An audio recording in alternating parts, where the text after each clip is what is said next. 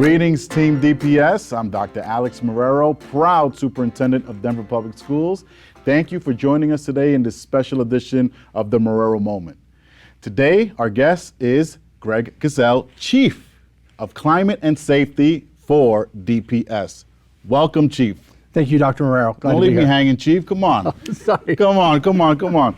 We have to show everyone how connected we are because, you know, you and I meet very, very regularly to ensure that we can honor that this is the safest place and the best place for us to learn. So that's why I'm so thrilled that you're finally here. And I want to start with the very first question that many of our listeners are probably asking themselves, and quite frankly, all of the Denver community would like to know, are our schools safe? Yes, and you are correct. In the last 6 months that I have been on the job, this is the question that I'm hearing most frequently from our parents, our DPS staff, our community, and of course our students. They're asking me, are our schools safe? The answer again is yes. Our schools are safe and welcoming learning environments for both our staff and students. That said, we must not become complacent.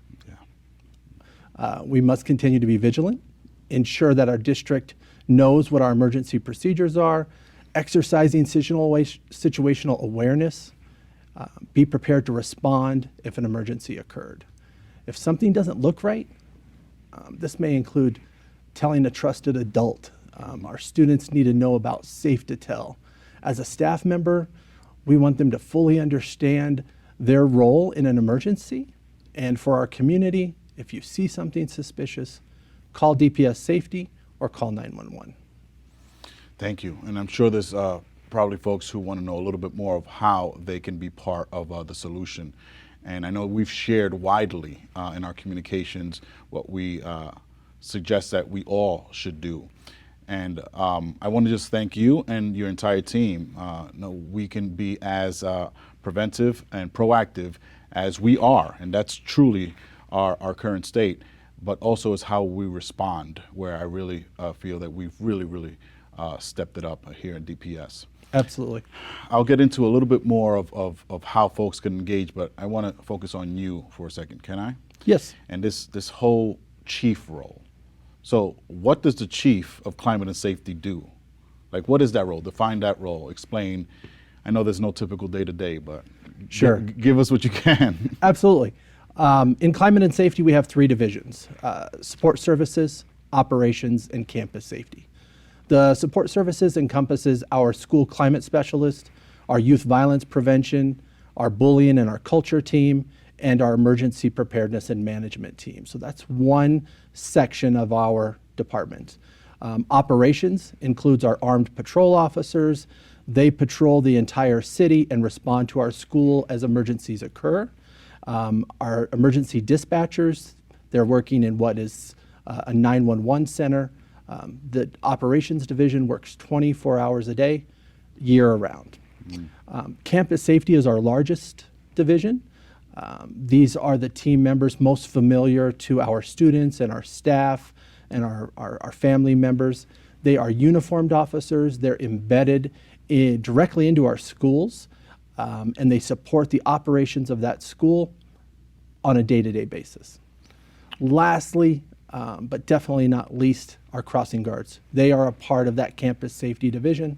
They are out there every school day, rain or shine, slush or snow, ensuring our students can safely traverse to and from our schools. Yeah, thank you. Well, massive operation, incredibly grateful that we have someone of your caliber leading that effort. And speaking of you and your vast experience, I know, right, because I was part of that interview team, right? You could have chosen anywhere to make an impact based on your background in law enforcement, also a very similar role, some will argue identical in the neighboring district. Why did you choose DPS? Absolutely. I've been in public safety in Colorado for almost 30 years. Wow. Lived in Denver for about 25 of those. This is my home. When I was afforded the opportunity to be the chief of the department, it gave me the ability to support my community and impact the lives of our students. Working for a neighboring school district, I also knew the caliber and the strength of the safety team that was here. These dedicated professionals, they take their job serious, and often they don't get the recognition they deserve. My entire team knows that this is a very challenging role, but it's also equally rewarding. Thank you. Well, we're so grateful that you're here leading this effort. Across the nation, we see what's happening across school districts. What do you believe are the most critical safety concerns facing public schools, not just DPS, public schools across the nation today? What's the plan to address them here if those arise? And as we continue to recover from the impact of the pandemic and public schools who are faced with just a variety of safety challenges, and also the year that we are recuperating from, what would you prioritize in this public school landscape related to safety? First and foremost, it's the increase in community violence. That's not only Denver, that's not only Aurora, it's metro area, it's nationally. Yeah. Community violence has increased since the pandemic. That community and violence can impact our schools. Schools are community, communities are schools, so we have to be aware of that. When a criminal incident occurs around our schools, we are notified by the Denver police, and we take immediate steps to ensure that those external events do not impact the safety of our students or the learning environment. That's why, as a district, we have mandated safety training in emergency protocols, making sure our staff know their role and what to do in an emergency. We've also hired additional safety team members to support our schools. The second challenge facing public schools, I believe, is the access to handguns or firearms. One report out of CU Boulder says that 1 in 5 Colorado high school students has easy access to a firearm. This access is generally comes from a legal gun owner who probably does not appropriately store and lock their handgun, or sometimes it's acquaintances who have illegally acquired the handguns. So we will be working with our community and a nonprofit called Project Child Safe to educate our community about proper gun storage, to hand out some gun locks, and make sure they don't get into the hands of our students. Lastly, when you combine easy access to firearms and Colorado's historically high teen suicide rate, it's a bad combination. Children's Hospital recently declared state of an emergency, and that is the mental health crisis that's impacting our students. So my team works closely with DPS mental health staff. When we get information or a notification that we have a student in crisis, we immediately take action. We make notifications, we contact that student, make sure their parents are aware, and we provide immediate access to mental health or crisis intervention. Well, thank you for that collaborative effort, but also what we can even describe as wraparound support set that we offer as an entire system, not just coming out of your department. I want to take this time to educate some who may be wondering the terminology, if you will, the safety jargon. Ghost weapons and facsimiles. What are these things?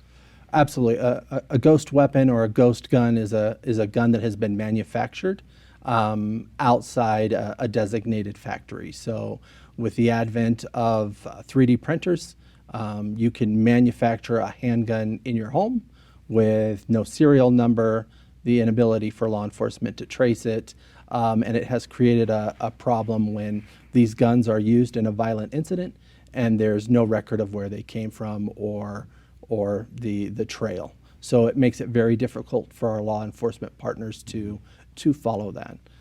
A number of guns that we have in our school are just facsimile. They're not operational guns, but they look and feel like a real gun. And it's a very dangerous combination because our safety team, our teachers, our law enforcement, they don't realize that this is a replica. This is a facsimile. it looks like a real handgun. Yeah, and I know that there's been an uptick in our Denver community, and of course it can make its way into our schools, but surely it's made its way into all the department stores that we go into every other weekend. So it is an issue in not only an urban environment in the city of Denver, and it's great that we have a pulse on it, but also we have not necessarily a tight partnership, an automatic connection with Denver Public Schools. I understand we're on the same channel if we choose to, correct? Absolutely. Yeah. I mentioned our dispatch center earlier. Our team operates in conjunction with the city and county of Denver.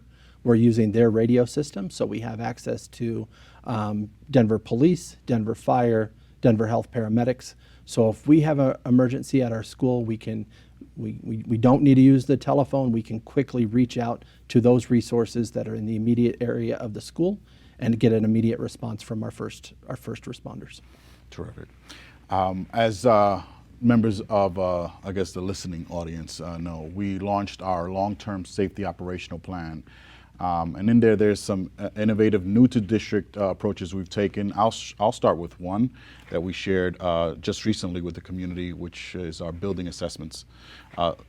Actually, let's define that. Walk us through what those building assessments entailed and ultimately what they discovered and how encouraging it is moving forward.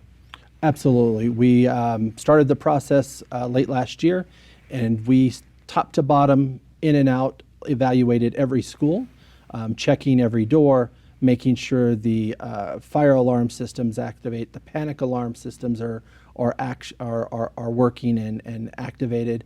Just a top-down, front-to-back assessment of every one of our campuses and looking for those security issues that needed to be increased or areas where we might need to tweak a camera or add a camera, just an overall assessment to the building.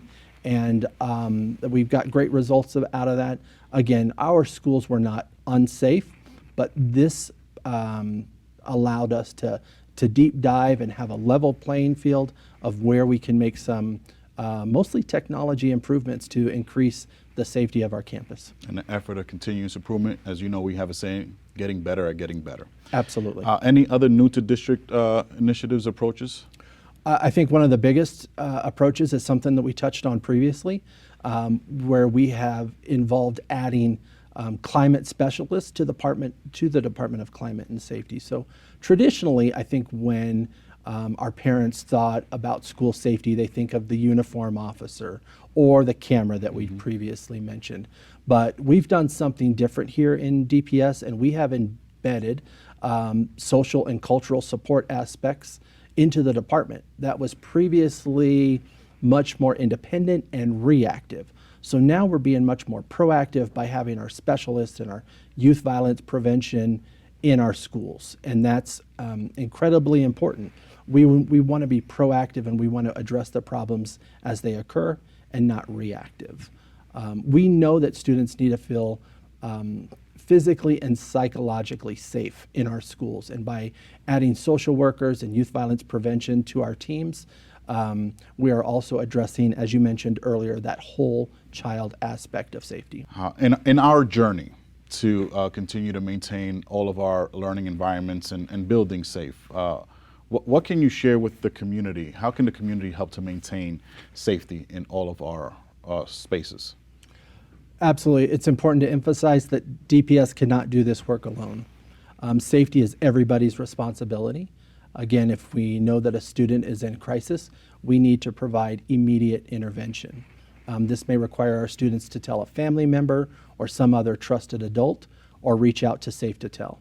Safe to Tell is an extraordinarily important program that is operated by the state, and it allows the school, the students, community to report anonymously a school-related concern or threat. If you are a DPS staff member, complete the mandatory training that we have, know our protocols, know what your role is should an emergency occur in the school. Be vigilant and be aware of what's happening in and around our campuses, and report your concerns to the Department of Climate and Safety.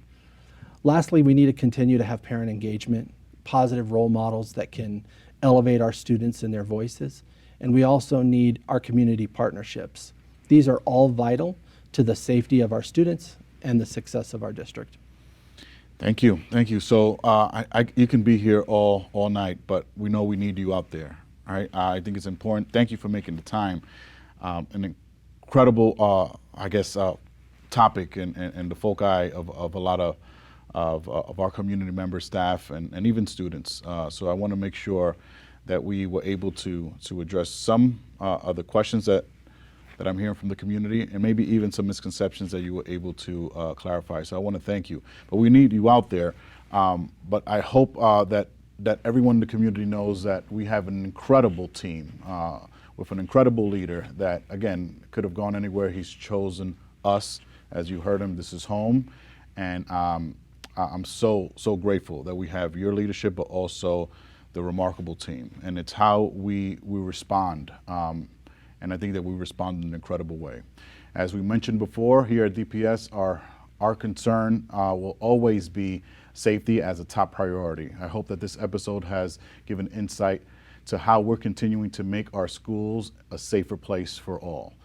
You also can help us. You can find more information about the safety plan by going to the website, our website, on the screen here, and also following Chief's recommendation. The whole notion of you see something, say something, and even if you're curious or just wondering, we ask you respectfully to engage in Safe to Tell. And tell someone, tell an adult, tell a trusted person. I want to thank everyone in DPS for making sure that we maintain the safest learning experience or learning spaces possible for all of our scholars and, of course, all of our adults. The student experience is tied to the adult experience, which is the system experience, and a lot of system upgrades thanks to Chief and everyone who's really helped with the long-term safety operational plan.